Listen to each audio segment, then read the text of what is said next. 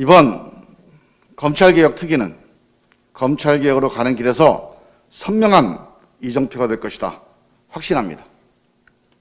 근본적 법 개정, 제도개혁을 통해서 대한민국 검찰이 2020년 이전에 낡은 검찰 권력으로 다시는 돌아가지 못하도록 불가역적 개혁을 반드시 이루어낼 것입니다.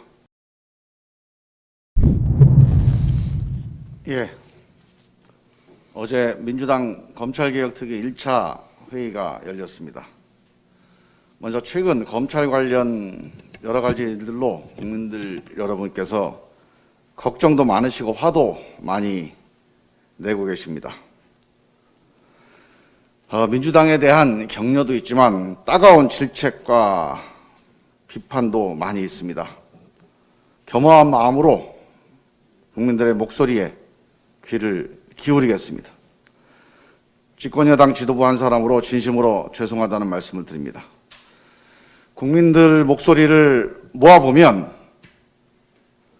방향은 서로 다르지만 한마디로 집약됩니다. 검찰개혁 제대로 해라. 이게 국민들의 목소리입니다.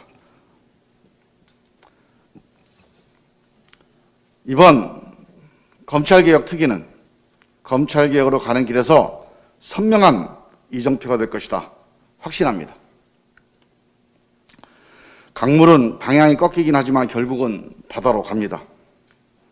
비록 조사, 수사, 징계 등 검찰의 권력 남용 사건의 실체를 밝히는 절차는 우여곡절을 겪고 있습니다. 민주주의의 핵심은 절차입니다. 우리가 동의하지 않는 결론이라도 절차를 부정할 수는 없습니다. 다만 불법 부당한 잘못에 대해서는 검찰 자체 수사든 특검이든 공수처 수사든 반드시 사실을 밝히고 책임을 묻는 절차가 진행될 것이라는 약속을 드립니다.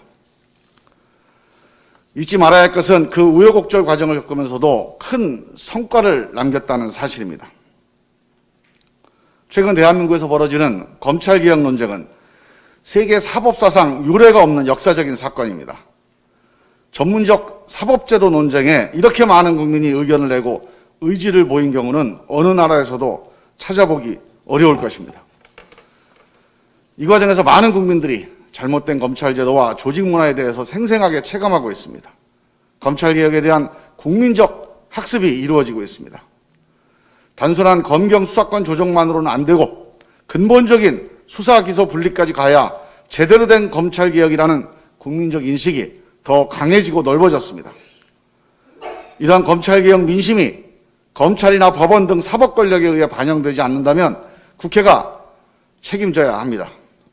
민주당 180명 의원들이 수사, 기소, 분리라는 개혁 목표에 대부분 뜻을 함께한 것은 엄청난 성과입니다. 검찰개혁 특위를 중심으로 민주당이 책임을 다하겠습니다. 근본적 법 개정, 제도개혁을 통해서 대한민국 검찰이 2020년 이전에 낡은 검찰 권력으로 다시는 돌아가지 못하도록 불가역적 개혁을 반드시 이루어낼 것입니다. 민주당의 각오와 의지 때문이 아니라 검찰개혁을 바라는 국민의 열망, 의지 때문에 반드시 이루어질 것이라고 확신합니다. 이상입니다.